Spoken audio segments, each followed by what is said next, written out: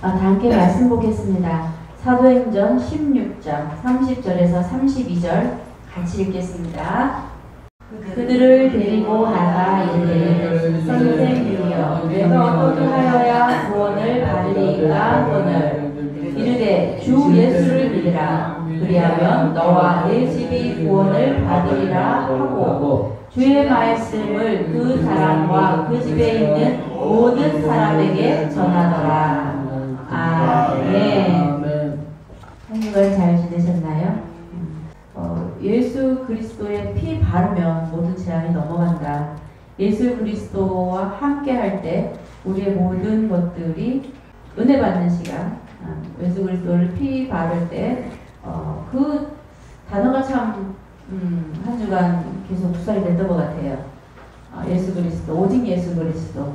우리가 말할 거는 오직 예수 그리스도밖에 없다. 계속 반복되는 것 같지만 그게 다인 것 같아요. 우리 나의 주인 되어주시고 나의 생각과 모든 것들을 치유하시며 나를 인도하시며 나를 지켜주시며 그 예수 그리스도가 지금 이 시간 저와 여러분과 함께 하심을 믿습니다. 아멘. 사도 바울과 실라가 기도하러 가다가 우리가 항상 역사는 기도하러 가다가 예배드리러 가다가 이렇게 일어나더라고요. 그래서 사도 바울과 실라가 기도하러 가다가 어떤 일이 있었냐면 귀신 들린 여종이 계속 시끄럽게 하는 거예요. 그 마을에 귀신 들린 여종이 있었는데 귀신 들려가지고 그 주인들에게 점치어주는 거예요. 지금 기독교인들이 점치는 사람들이 되게 많대요. 그리고 뭐 철학은 괜찮다 이렇게 하면서 철학관에 가시는 분들도 굉장히 많다고 하더라고요. 근데 그거는 이제 세상 풍속을 따라가는 거잖아요. 그래서 그거는 하나님께서 원하시는 게 아닙니다. 이렇게 이 마을에 귀신 들린 여종이 그 집 주인들에게 그 점을 쳐주는 거예요. 당신 이 사업을 하면 되게 잘 될 거야. 이 사업을 하면 돈 벌어. 이러니까 주인들이 얼마나 좋아하겠어요. 그대로 따라하는 거죠. 그러면 뭐예요? 귀신 들린 여종에 귀신에게 종로를 가는 거예요. 그거는 답이 아닌데 세상의 것, 보이는 것 보고 따라가는 거죠. 우리도 그렇게 세상의 것 보고 따라갈 수도 있고 속을 수도 있어요. 제가 아시는 분이 그러더라고요. 왜 저 사람은 교회도 안 나오고 그러는데 저렇게 경제적으로 부해지는지 모르겠다. 나는 얘는 교회도 잘 나오고 11주도 잘하고 하는데 경제적으로 어렵고. 그래서 제가 그렇게 말씀을 드렸어요. 그렇게 바라보시면 안 된다고. 우리의 기준은 세상의 것이 아니고 하나님께서 어느 한 날 뭐 가져갈 수도 있는 거고 아니면 그분이 실패할 수도 있고 자녀분이 실패할 수도 있고 어쨌든 하나님의 섭리 속에서 우리가 가장 기뻐해야 될 것은 그게 아니다라고 제가 말씀을 드렸거든요. 그래서 이 땅에 있던 거를 있다가도 없다고 제가 계속 말씀을 드리잖아요. 그래서 이 집주인들도 보면 그 여종의 말 따라서 가는 거예요. 귀신에 따라서 점치는 사람들에서 이거 해라 그러면 이거 하고 저거 해라 그러면 저거 하고. 그런데 문제는 그래서 돈을 많이 번다는 거죠. 그래서 그 속순하는 거죠. 좋은 것 주면서 결과적으로 우리의 영혼을 뺏어가거든요. 영혼이 잘 돼야 범사에 잘 되잖아요. 근데 사단들은 좋은 것 주면서 영혼이 은혜 받지 못하도록 그렇게 말씀 받지 못하도록 우리를 속입니다. 그래서 사도 바울과 실라가 기도하러 가는데 그 여종이 계속 쫓아다니는 거예요. 뭐라 그러냐면은 이 사람들은 지극히 높은 하나님의 종으로서 구원의 길을 너희에게 전하는 자라. 지극히 높은 하나님의 종. 알아요. 사단도. 귀신같이 알아요. 귀신 들린 여종이 귀신같이 아는 거예요. 하나님의 종으로서 구원의 길을 너희에게 전한다. 이 구원의 길은 뭐예요? 오직 예수 그리스도를 믿는 것. 믿고 마음에 영접하고 입으로 시인하고 그 예수 그리스도의 피를 덧입었을 때 우리는 영적 구원을 받는 거거든요. 그래서 이 귀신 들린 여종이 그걸 알고 계속 시끄럽게 떠드는 거예요. 그러면 사도 바울과 실라가 말씀을 전할 수 있겠어요? 기도를 제대로 집중해서 할 수 있겠어요? 그래서 사도 바울이 너무 괴로운 거였어요. 그래서 계속 지켜보고 있다가 안 되겠다 싶어가지고 그 귀신 들린 사람에게 예수 그리스도의 이름으로 내가 네게 명하노니 그에게서 나오라 하니 귀신이 즉시 나오니라. 누구의 이름으로요? 예수 그리스도의 이름으로. 예수 그리스도의 이름 말고는 귀신을 내어 쫓을 힘이 없고 그 이름 말고는 우리를 구원할 자가 없거든요. 그래서 예수 그리스도의 이름으로 명하노니 귀신은 거기서 즉시 나오라 하니까 귀신이 나갔어요. 그러니까 그 귀신이 나오니까 이 사람이 점을 칠 수 있을까요? 점을 칠 수가 없었어요. 귀신 들린 여종의 주인들이 그 점괘를 받아서 사업을 하고 점괘를 받아서 뭘 해야 되는데 그 길을 잃어버린 거예요. 귀신이 나가니까 안 가르쳐 주니까. 그래서 너무 화가 나가지고 이제 이 바울과 실라를 핍박하고 그 구속해요. 옷을 찢고 때리고 그래서 감옥에 가두어요. 내가 로마 사람이야 라고 말을 안 했어요. 내가 로마 사람이야 라고 말을 했다면 그 감옥에 갇히지도 않았을 거예요. 근데 내가 로마 사람이라는 시민권이 있었지만 말을 안 하고 그냥 그 핍박을 받았어요. 그래서 여기서 생각해 봤을 때 그 사도 바울이 그 감옥에 가야 되는 이유가 있었던 것 같아요. 그래서 그 말씀에 순종한 것 같아요. 그 핍박받고 옷 찢고 상처 때려서 상처 나고 감옥에 갇혀서 발을 착고로 채우고 그런데 그럴 때 사도 바울과 신라는 어떻게 했느냐면 찬양하고 기도했어요. 그렇게 예수님과 함께하는 사람들은 보면 고통이 오거나 이런 힘든 일이 있어도 예배드리고 기도하고 찬양하는 것 같아요. 우리가 오늘 찬양을 드리면서 계속 저는 찬양을 드리면서 참 은혜를 많이 받는 것 같아요. 우리가 정말 기도하고 예배드리는 거 원래 가장 기초로 돌아가야 되는 거예요. 우리가 힘들다고 해서 원망하고 낙심하고 뭐 다른 거 하는 게 아니라 정말 힘들고 어려울 때 하나님 바라보고 기도하고 찬양하고 이럴 때 하나님께서는 문을 열어주시더라고요. 그리고 내가 무엇을 하려고 할 때는 문을 열어주지 않아요. 정말 내가 힘이 없어서 지치고 무너져서 잘 때, 힘 빼서 아무것도 안 할 때, 그때 하나님께서는 불러서 은혜를 주시고, 불러서 우리에게 답을 주시고, 그 다음에 먹을 걸 주시고, 힘을 주시고. 그래서 우리는 그 힘을 받고 또 세상에 나아가서 승리할 수 있는 겁니다. 하나님의 일을 할 수 있는 겁니다. 우리의 성경에 있는 분들이 다 그렇게 하셨더라고요. 그래서 우리도 그렇게 따라하는 은혜가 있기를 원합니다. 그래서 사도 바울과 신라가 기도하고 찬양하니까 갑자기 지진이 일어났어요. 지진이. 누가 했었을까요? 하나님이 비상사역을 하신 거예요. 감옥에 갇혀 있는데 찬양하고 기도하니까 지진이 일어나가지고 문이 열리고 막힌 것들이 풀어지고 창고도 풀어지고 문이 열리고 그런데 나가지는 않았어요. 그래서 간수장이 그걸 보고 겁이 나가지고 자결하려고 그랬어요. 그 죄인들이 다 나갔으면 그 감당하기 힘들잖아요. 그러니까 죽으려고 하니까 바울이 불렀어요. 걱정하지 마라. 우리 다 여기 있다. 그러니까 그분 간수장이 어떻게 했어요? 그분이 예수님을 믿는 하나님의 종인 줄을 알았어요. 왜냐하면 기도하고 찬양하고 했기 때문에 예수님을 믿는 사람이 기도하고 찬양하니까 지진이 일어나서 문이 열리고 창고가 풀리고 이것을 본 거죠. 봤으니까 이렇게 말을 할 수 있었다고 생각합니다. 어떻게 해야 구원받을 수 있느냐? 선생님, 내가 어떻게 해야 구원을 받을 수 있습니까? 그러니까 바울이 뭐라 하냐면 주 예수를 믿으라. 그리하면 너와 내 집이 구원을 얻으리라.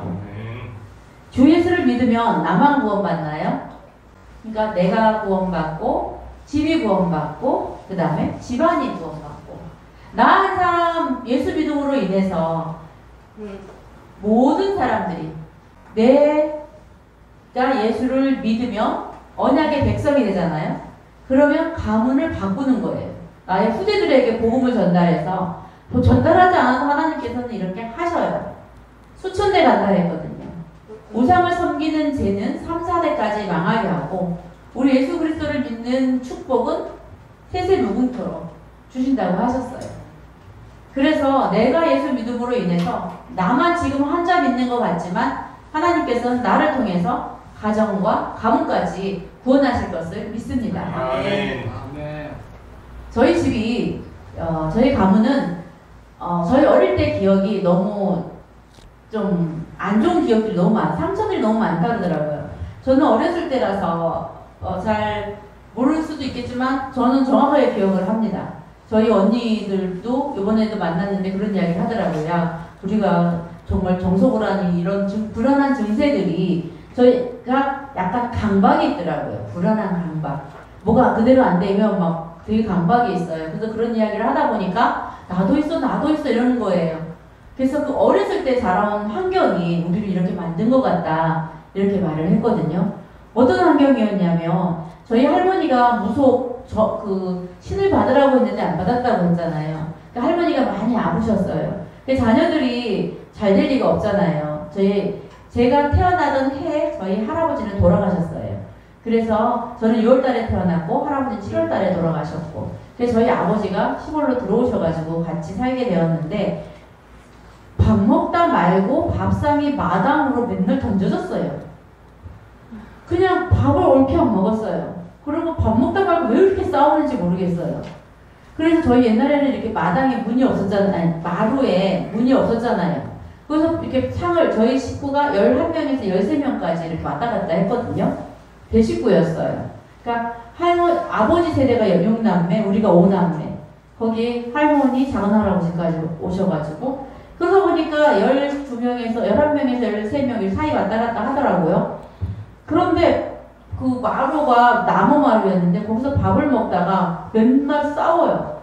싸우면 어느 정도 싸우냐면 옛날에 작대기 있죠. 큰 작대기. 작대기 들고 두드려 패고 그러다가 안 되면 낫을 들고 설쳐요. 삼촌들이. 그러면 막 욕은 뭐 나가는 거고 막 밥상 없고 뭐 작대기 들고 낫 들고 막 밥 먹다 말고 난리가 나는 거예요. 그럼 낫을 들었을 때는 어떻게 해요? 사례가 될 수 있잖아요. 그러니까 이제 그때는 삼촌이 이제 도망가는 수밖에 없어요. 그래서 그 삼촌을 막 숨겨줘야 돼요. 그래 그 옛날에 그 기주라고 있잖아요. 큰 기주, 이만한 기주. 이만했었던 것 같아요. 내 기억에. 거기에 맨날 숨겨주고 없다 그러고 도망갔다 그러고 그랬던 기억들이 참 많아요. 한두 번이 아니었어요. 밥 먹다 말고 욕하고 싸우고 잡대기 들고 낫 들고 막 죽일 거라고 돌아다니고 그런 기억 속에 있고 그다음에 뭐 돼지 그거 있잖아요. 돼지 교미시킨다 그러잖아요. 그래 맨날 그 큰 돼지 와가지고 교미시키면 우리 보고 맨날 잡으라고 애기들 때리고 우리 큰 돼지를 교미하려고 우리 올라타잖아요. 우리가 무슨 힘이 있어요 애들이. 그럼 그거 잡으라고 그러는데 저는 어릴 때 그런 걸 보는 자체도 충격이었지만 하라 그러니까 막 욕하고 삼촌들이 욕하고 막 하라 그러니까 하기 싫어도 막 그런 거 해야 됐고 돼지를 키웠는데 돼지가 밤에 새끼를 낳잖아요. 그럼 춥잖아요. 그러면 그 시간에 따라서 그 돼지 엄마한테 이렇게 갖다 줘야 돼요. 그러면 저는 그 작은 새끼가 따뜻해요. 털도 없는 게 막 뭉글뭉글해요. 따뜻하고 막 뭉글뭉글한 거를 그 큰 돼지한테 갖다 주면 너무 힘들고 너무 싫었어요, 그게. 근데 그걸 하라는 거예요. 안 하면 안 되니까. 그래서 했던 것 같아요. 그런 것도 한 적도 있고. 네. 그래서 그런 환경 속에서 그리고 또 저희가 삼촌이 강아지를 개를 키웠어요. 세파트. 세파트 키우고 마당에는 칠면조하고 꿩 키우고 비둘기 키우고 막 그랬어요. 그 칠면조가 여기 막 쪼아요. 물어요. 무는 게 아니라 이렇게. 어릴 때 칠면조가 여기 이렇게 쪼으면 너무 아파요. 그래서 어렸을 때는 칠면조가 되게 크게 느꼈잖아요. 막 그러고 너무 싫은데 막 그런 거 하라고 그러고. 그래서 그런 환경 속에서 자라다 보니까 저희 형제들이 다 약간 강박, 불안 증세, 저는 그게 무슨 그걸 뭐라 그러죠? 그런 건 줄 알았어요. 이렇게 작은 고소공포증 있는 것처럼 그런 공포인 줄 알았는데 약간 강박증세라고도 이야기를 하는데 정확한 건 진단을 모르겠어요. 근데 그런 불안함이 이렇게 하면 안 되는 불안함이 저와 우리 남매들이 다 갖고 있더라고요. 그래서 그런데 저희 집안에 빛이 들어온 거예요. 저희 작은아버지가 맨날 해코지하고 맨날 물어주고 싸워서 이렇게 합의해야 되고 할머니가 이랬던 삼촌이 예수를 믿기 시작한 거였어요.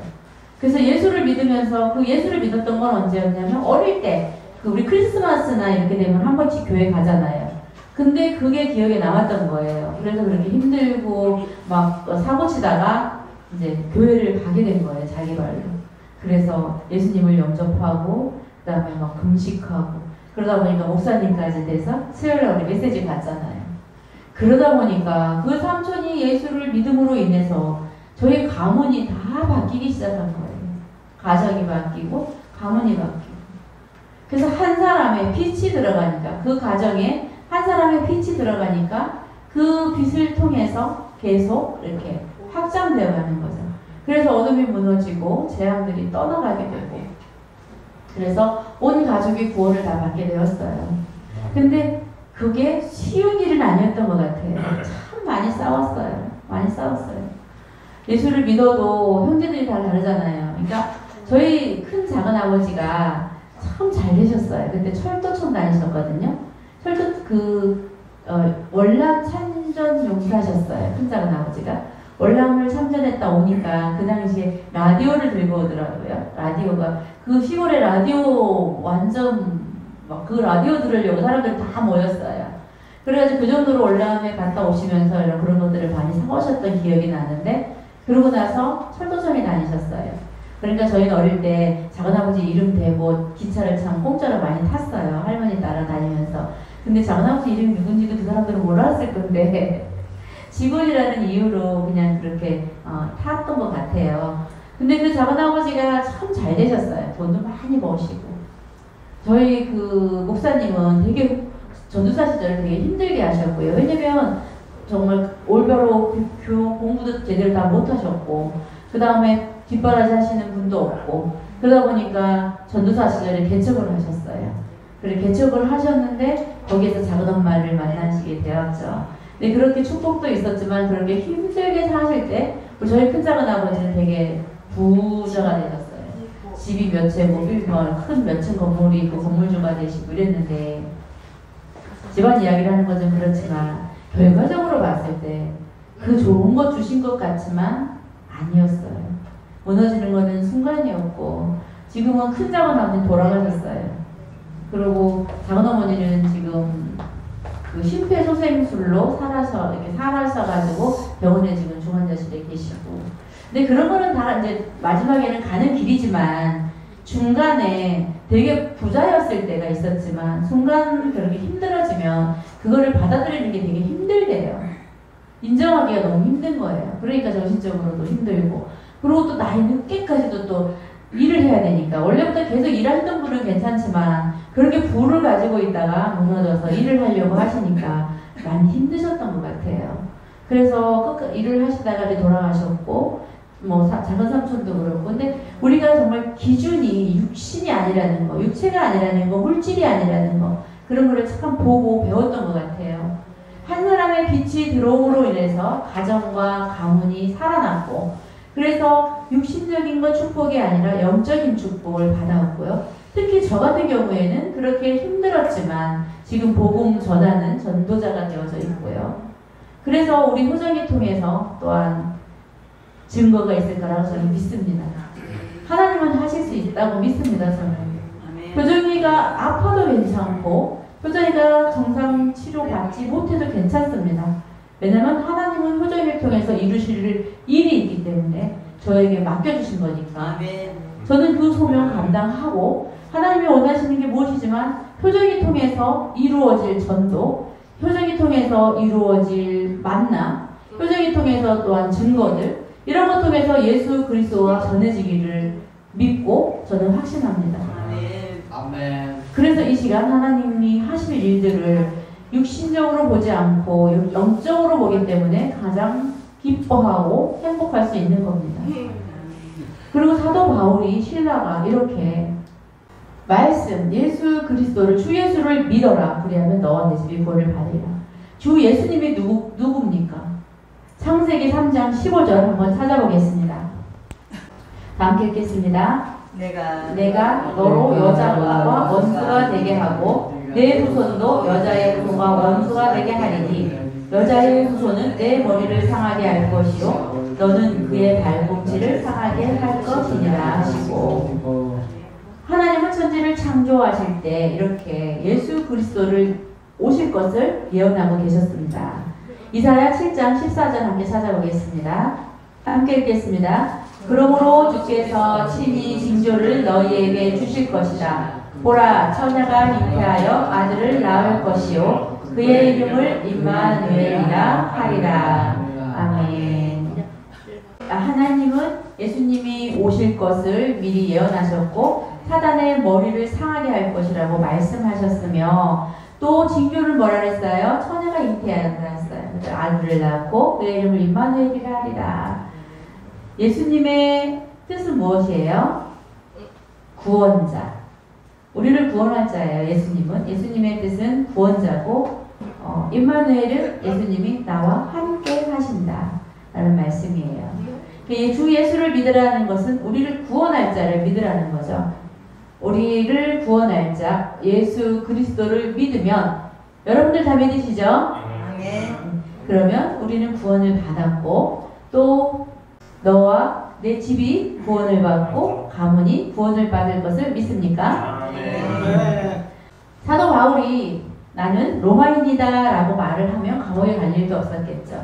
그리고 간소장을 구원할 일이 없었어요. 하나님께서는 우리에게 문제를 주시지만 그 문제 속에서 하나님이 이루어 가실 자, 구원할 자를 예비하시고 그 사람을 만나게 하십니다. 우리가 기도하러 가다가 예배하러 가다가 항상 우리 마음속에 그렇게 예수님과 함께 하시면 그렇게 갈급한 자들을 보내주십니다.